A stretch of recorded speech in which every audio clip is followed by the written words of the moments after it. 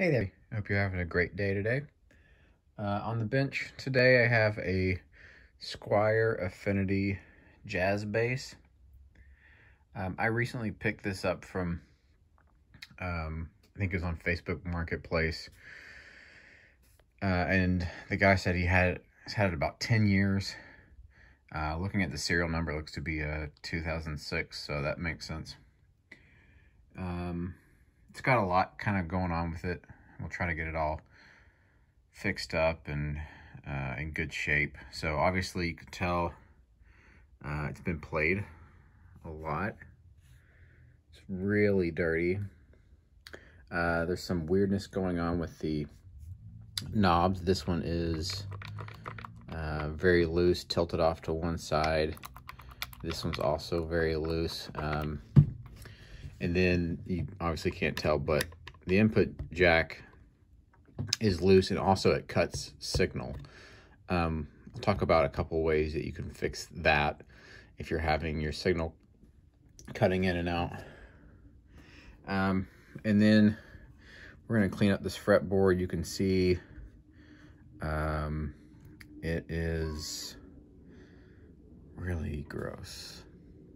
So I'll probably end up scraping this with a razor blade before I clean it off with some naphtha, and then finally go to conditioning it. The action's also pretty high on this. We will find out if I need to put a shim in the neck to raise the angle of those strings, or if I can fix it just by lowering the saddles here. So there's a lot going on with this bass, obviously, but we'll get it all sorted out. Stick around.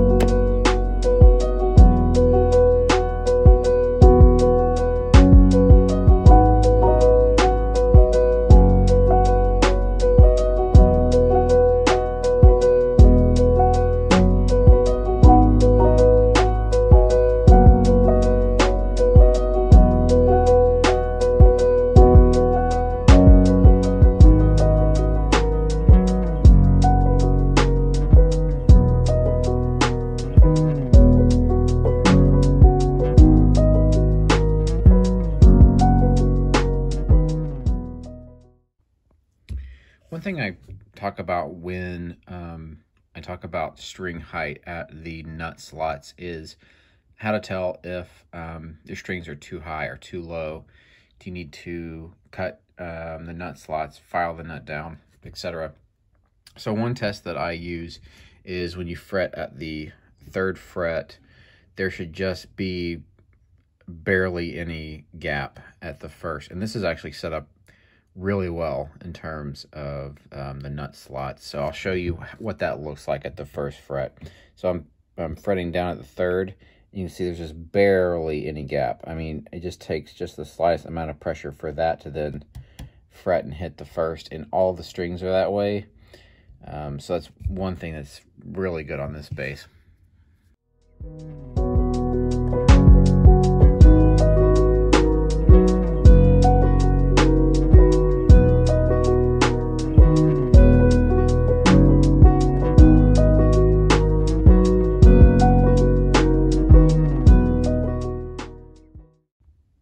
Now that I have the strings off of this, you can really see the condition that the fretboard is in. Doesn't look like it's ever been cleaned before. The frets are not as corroded as I would have imagined, but we'll definitely give those a good polish as well. And this should turn out pretty nicely.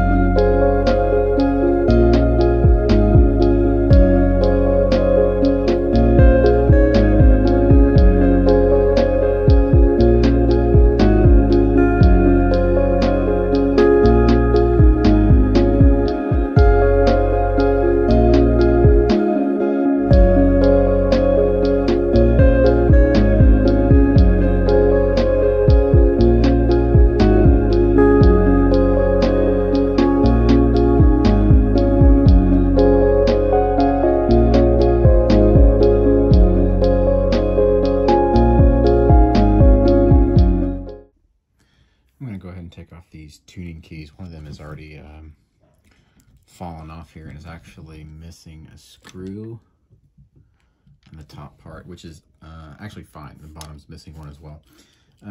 On these style, on some of the guitars that Squier put out, I've seen it on some of their basses, and then these tuning machines, the same ones used on the Squier Music Master.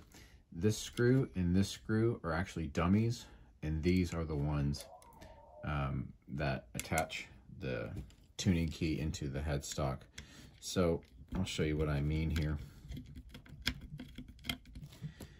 The corners are full length screws.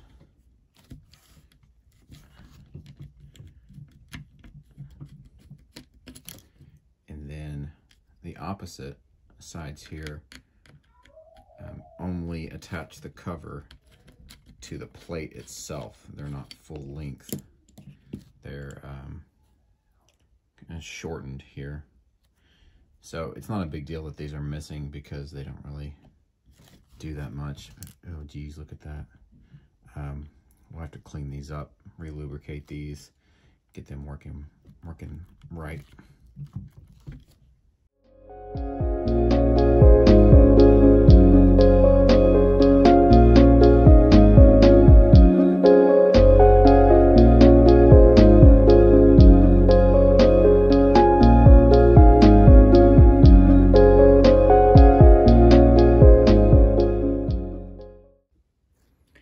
Well, I've got the hardware soaking.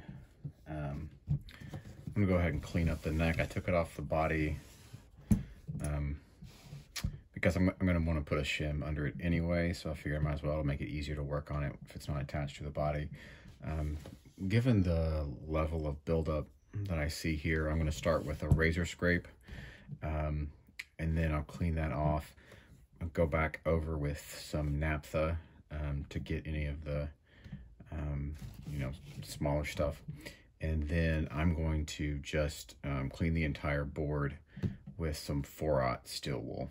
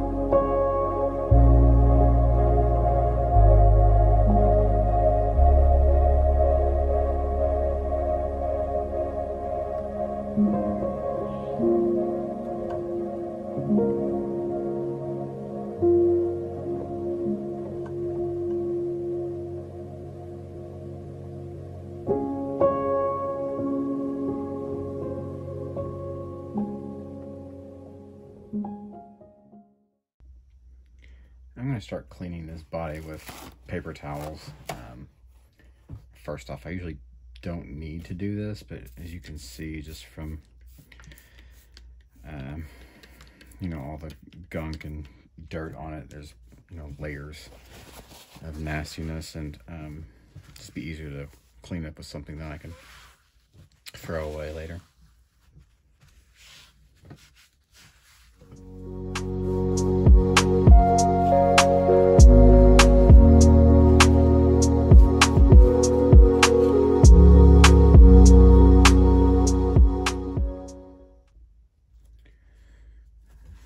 jazz bass was made by Fender in 1960. It wasn't the first solid body bass. The first one that most people really think of is the Fender Precision bass, which came out in 51, but that actually wasn't the first solid body bass either. There was one made in the 30s from some guy, and I'm blanking on his name. He was from the Seattle area, I remember that. And his design, it never really caught on. It kind of looked like an egg. Well, you know, with 4 strings and a neck, the way you think of a bass. But you know, that's not one that people are very familiar with, so they always point to the precision bass. But the jazz bass obviously has a few differences. The neck profile is different than a P bass. A P bass has like a wider neck with a flatter radius, and the jazz bass has a more narrow neck and has more curvature, and it was designed that way to appeal to jazz players who were using upright basses at the time, and those have fairly narrow necks and a more curved radius. The other thing obviously is the pickups. These use 2 single coils, which look different than the precision bass, but you know, they're both single coil designs. They both use 2 pole pieces per string, and the reason you see 2 pole pieces per string usually on bass pickups, whereas a guitar will have 1 pole piece per string and the string goes directly over it, it's just because of the mass of the string and the string length on a bass compared to a guitar. So when the string vibrates on a guitar, it'll usually stay directly above that pole piece. But on a bass, there's so much mass, it goes side to side. It has a wider movement. So the reason it has 2 is it'll usually stay kind of in between or over top of 1 at any given time, and that just makes the sound more consistent, so it's not, you know, kind of waving in and out. And then the body obviously is quite different than the precision bass. The precision bass is a symmetrical lower bout, which is, you know, similar to a Stratocaster or a Telecaster, whereas the jazz bass has an offset body, which is closer to the Jazzmaster guitar that Fender was making around the same time. So these came out in '60, and then Fender was sold to CBS, you know, the broadcasting station, in '65. And you know, around the '70s is when Fender really started making some different designs or design choices with their instruments. And one thing I'll also note that I didn't mention earlier is that the original jazz bass actually had 2 controls, whereas now it's a volume for this pickup, a volume for this pickup, and then a master tone for both. The original design was two pots, and they were stacked. So if you've never seen a stacked pot before, I'll put a picture up. But it has a bottom control and a top control, and those were volume and tone for each pickup, and the knobs on the pickup were independent, so you know, you could turn the top and have the bottom all the way down, or vice versa. I think they did that until, I want to say 62, maybe 63. And they've done reissues of that, and you'll see that style come up in some different models as well, but the originals are collector's items. They're, you know, they're going for a lot of money, because after that it's been pretty standard to have the three knob design. So like I was saying, they were sold to CBS in '65. That's why sometimes you'll hear old fenders referred to as pre-CBS. And in the '70s, that's when a lot of the design changes started popping up. So the truss rods, kind of famously in the '70s, they were referred to as bullet truss rods because they stuck out of the top of the adjustment, and they look like bullet casings. I'll put a picture up of that. And then a lot of their instruments started having a 3-bolt attachment to the body, and a micro tilt adjustment. There was a screw in the back that you could, is near the very base, and it would basically, you'd loosen the bolts, and then tighten that. It would add an angle into the neck like this, which is what I'm going to do to this one, but with a wood shim rather than this micro tilt adjustment. You know, I think Fender of the '70s kind of maybe gets a bad rap. One of my favorite guitars of all time is a '70s design Fender, which is the '72 Telecaster, both the custom and the deluxe and the thin line. Other than that, you don't really see a ton of '70s reissues. You know, usually with Telecasters, it's the 62, 52 is a big one. With Stratocasters, it's like the 54 is a big one.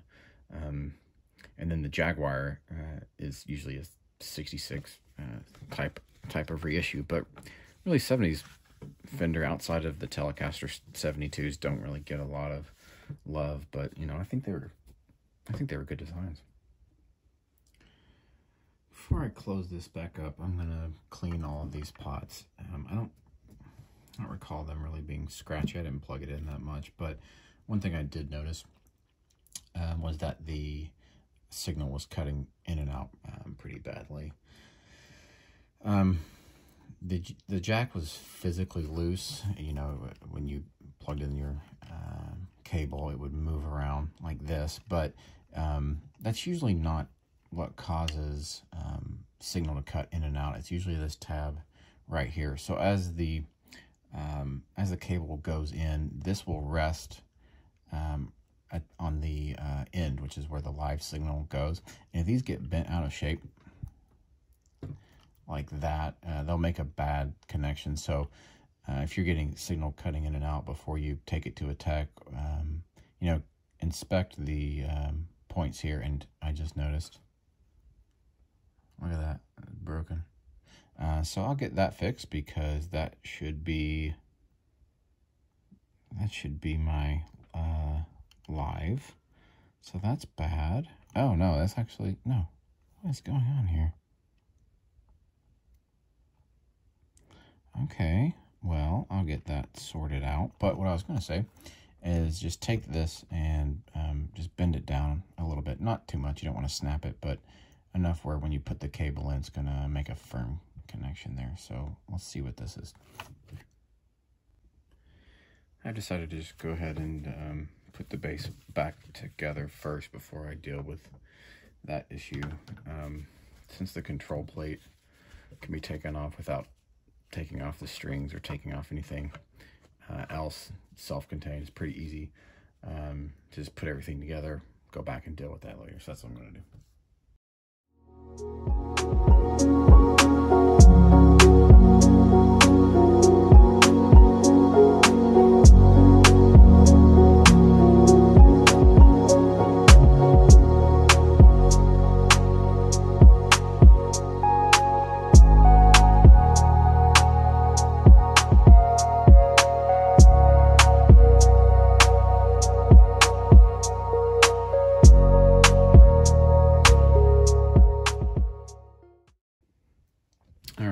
To clean this fretboard. I'm going to use 4-0 steel wool or 4-aught steel wool. I'm going to tell you what I'm going to do, but then I'm going to do it outside because it's really messy. You just take the steel wool and just rub it up and down. It cleans the frets, it cleans the fretboard, but like I said, it is messy, so I'm just going to do it outside and I'll come back. All right, so that came out pretty nicely. You can see the frets look a lot better. I still need to oil the fretboard, which I'll do now, but you know, compared to where we started, we're in a pretty good spot.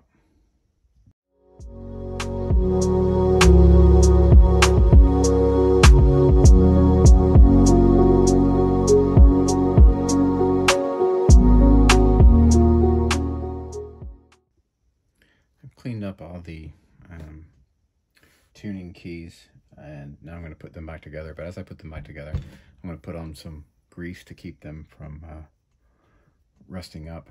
And I'm just using Lucas Oil Marine grease for this. It's a little bit heavier than what I typically use. I usually use a white lithium grease, but I'm going to try this out and see how I like it. It's from Lucas Oil.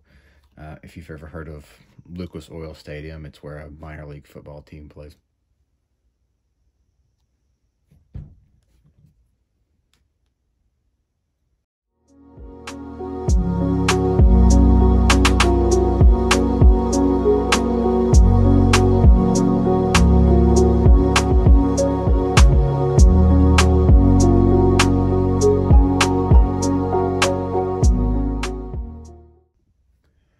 All right, I got all of the tuners on. You know, I don't know if it's just the cleaning or the grease or a combination thereof, but they're feeling really smooth now and good. So we'll see how they feel after I get strings on it and put them up under tension. But so far, the marine grease seems to be good. All right, I have put a shim into the neck pocket, reattach the neck, and now there's just a hint of an angle in there. It's kind of like my favorite 90s wholesome TV show, Touched by an Angle. So I have the base mostly put back together, and as I expected, once I got it back to where it's supposed to be, the break was a little bit easier to see. So I'm sorry for the shaky camera. I'm trying to get a screwdriver. But what you can see is right here is where the wire is. I'm trying to get a good angle, and it is supposed to connect right here to this solder point, but that's where it's broken. So I expect what happened is the jack became loose, and as they were tightening it, it began to twist side to side, and eventually that'll break that joint. But shouldn't be too difficult to get that put back together.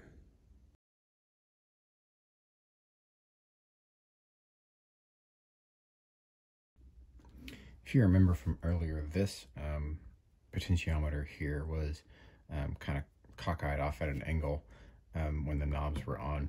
So I figured out what was causing that. It looks like someone had put the nut on incorrectly, and as I tightened it down, it was stripping the threads. So what I had to do was take off the locking washer, which is on the underside, to get a little bit more of the threads exposed, and those threads were good enough that I could get that to finally grip on there. So I'll tighten it without over tightening it in case it tries to strip again, but otherwise we should be good to go there.